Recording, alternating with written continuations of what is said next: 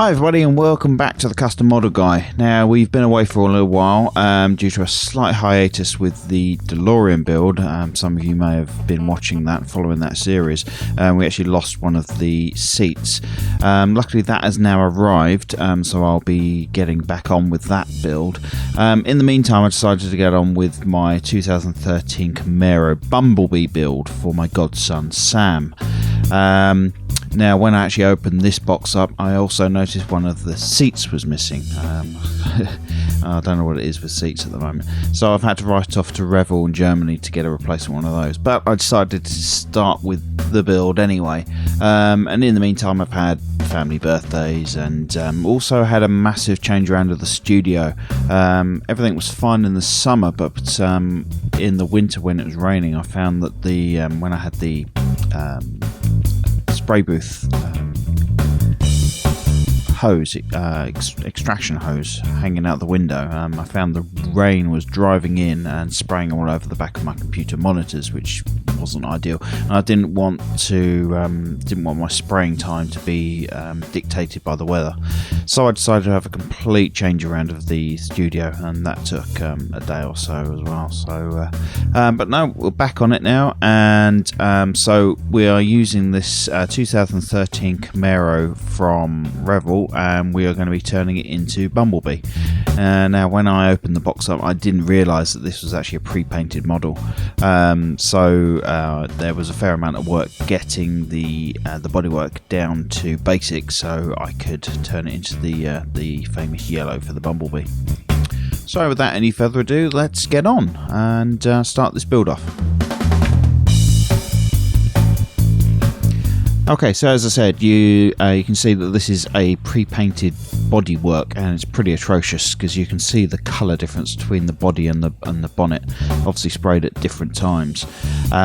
So we need to get all of this off, and or at least roughened up so be able to spray. So the first things first is to get that glass out of there in one piece, and then start roughing up the bodywork a bit.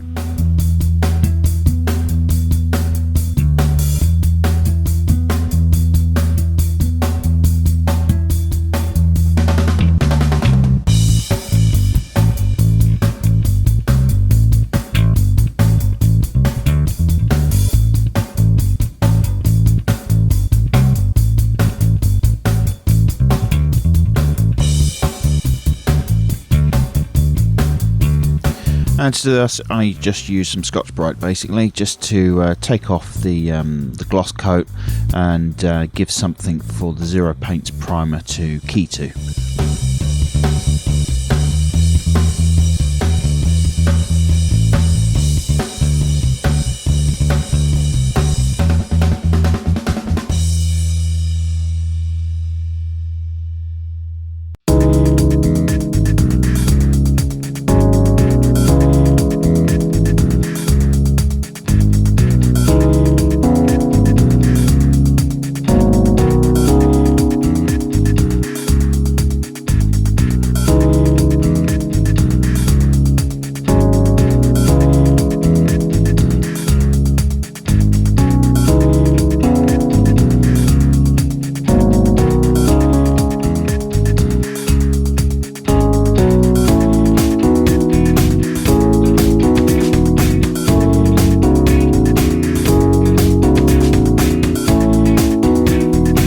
I also wanted to remove any model numbers off of this, like this is actually a ZL1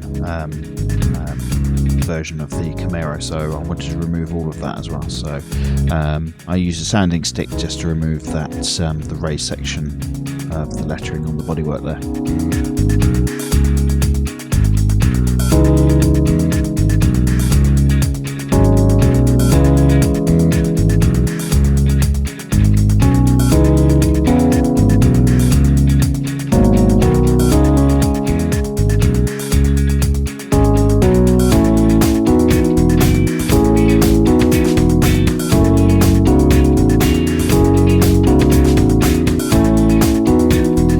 Once the whole body was roughed up and cleaned off under a tap, I then used a black marker pen just to mark out any sink marks and any join marks from the moulding process.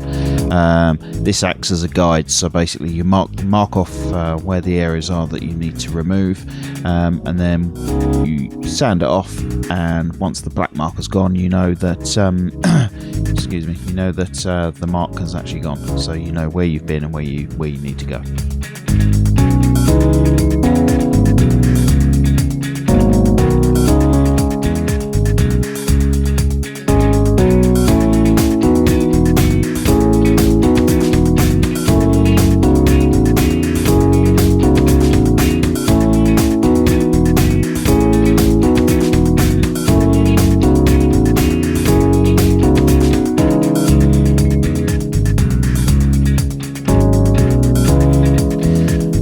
Bodywork prepped, it was time to move into the spray booth and using some Zero Paints primer, moving on with just starting off with a dusting coat just to seal the plastic in nicely, give that a few minutes to go off, and then we start layering up the coats.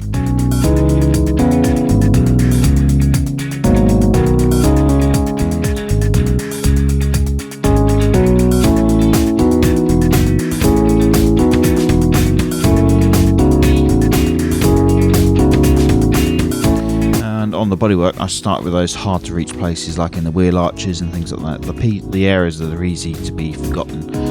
So you start off with those and then move on to the larger areas.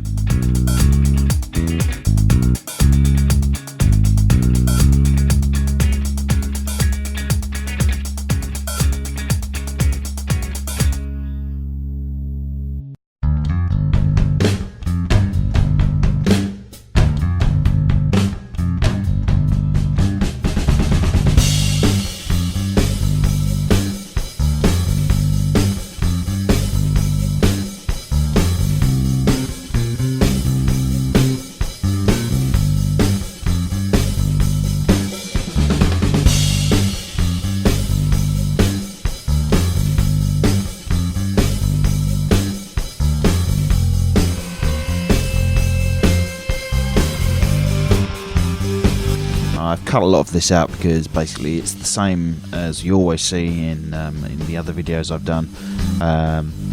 So I've cut it short just to move on to the more interesting stuff as quickly as possible.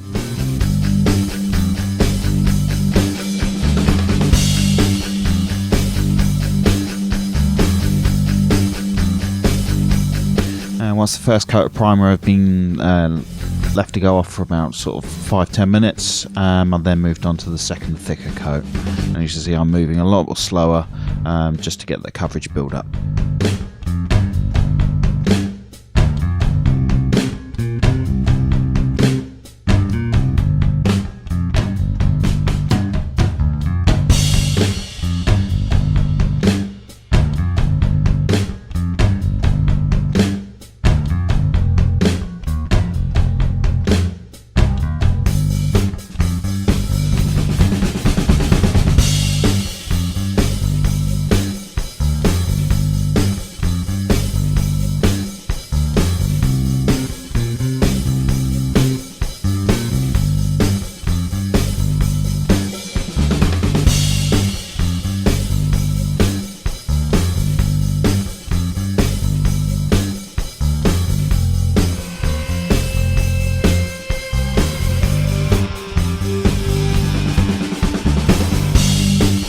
I let the primer dry for about an hour or so, and then we moved on with some Zero Paints yellow.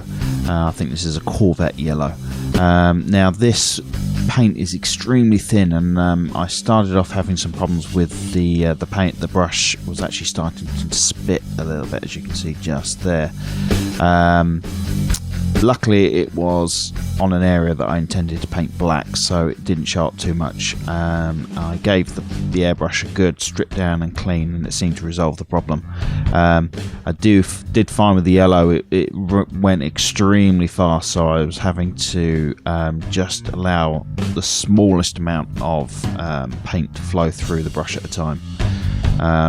As with the primer, I started off with those hard to reach areas before moving on to the larger areas. Now the yellow, as I said, extremely thin, and it needed about 3 or 4 coats to get the coverage up. Now, I did have a major problem when I did this, and I managed to knock over the entire 60ml bottle of the Zero Paints yellow all over my mats, my crafting mats. So I had to buy new ones because it's cellulose paint. It actually ate into all of the plastic of the mats, and it got everywhere. It literally got everywhere. Took hours to clean up. Luckily, I was at the end of the spraying. I still have about half an inch in the bottom of the jar, which should just be enough to do the internal yellow panels that I need to do. Yeah, lesson learned there. From now on, a good tip is to stick a bit of blue tack on the bottom of the bottle if you're going to leave it open. That way, if you do just knock it, it's less chance of actually knocking the whole thing over. That's something that I do every time now with every liquids that I have open.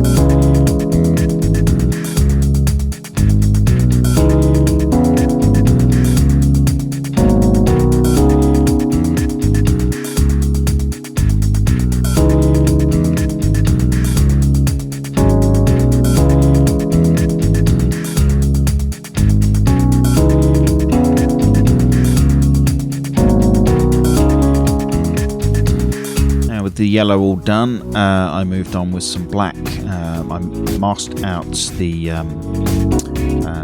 side of the main vent on the bonnet and the vent section on the top of the bonnet, to give it a kind of like arrow effect. This isn't how, I've not seen any other Bumblebees done like this, so it's kind of a unique Bumblebee.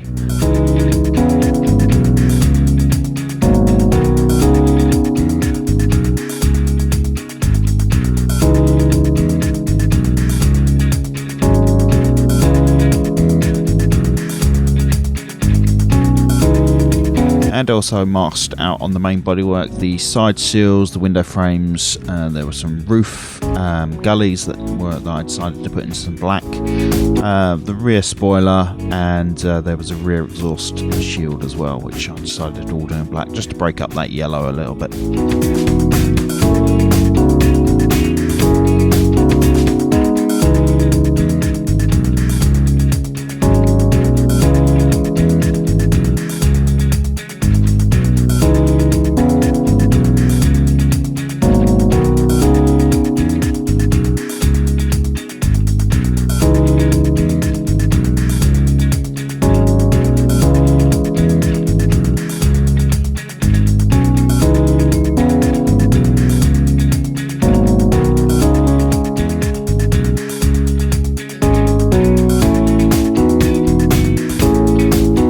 Let the bodywork dry for at least 24 hours before moving on to some decals.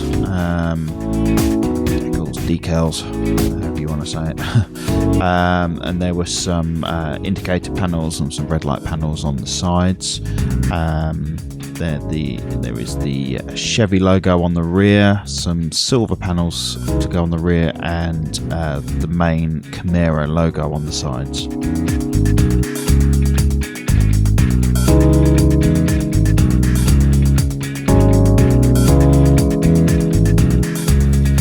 These are all fitted with a combination of micro set and micro sole, and generous use of a hairdryer to speed up the process. The rear Chevy logo actually turned out really good. I got it in absolutely perfect position, and using the hairdryer and the micro set just got it to mould around the edges absolutely perfectly.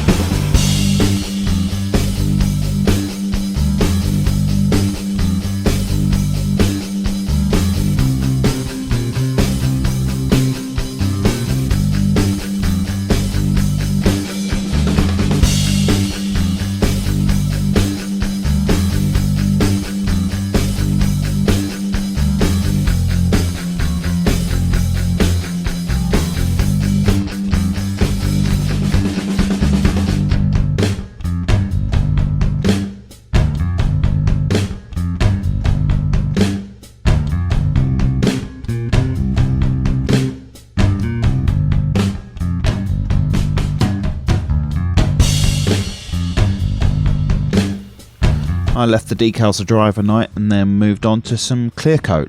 We're using the Zero Paint 2K Clearcoat for this. So I started off with just a very, very fine layer, just to seal those decals in and let that dry off for a few minutes. If you go on too quick, it can sometimes make the decals shrivel up. So if you just do a very fine mist coat first, it just seals those in.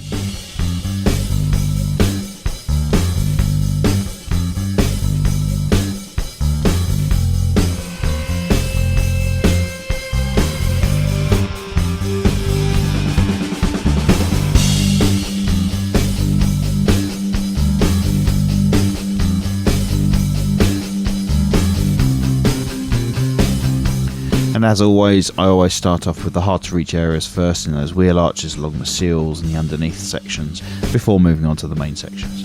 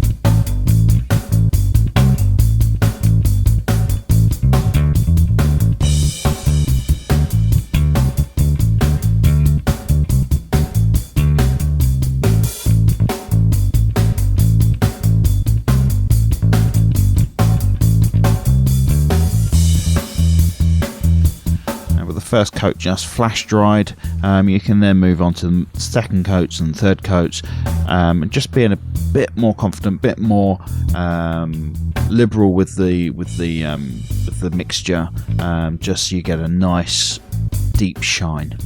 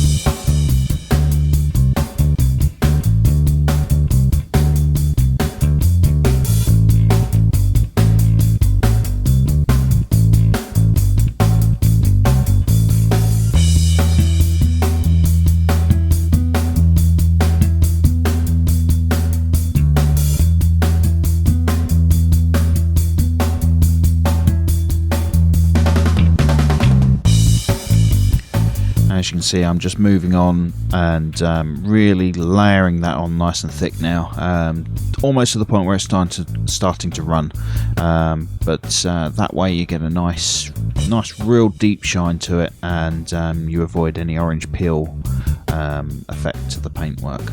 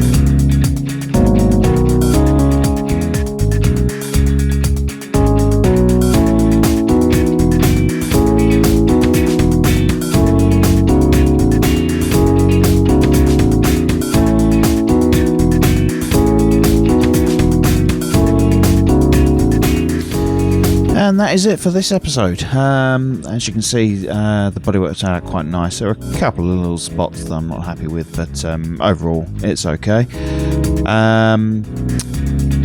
Apologise for the quality of the photos. They were done in such a rush. It was a little bit blurry. But anyway, I hope you enjoyed that episode. I hope it was enjoyable and informative for you. And we'll see you next time when we move on to the chassis and engine.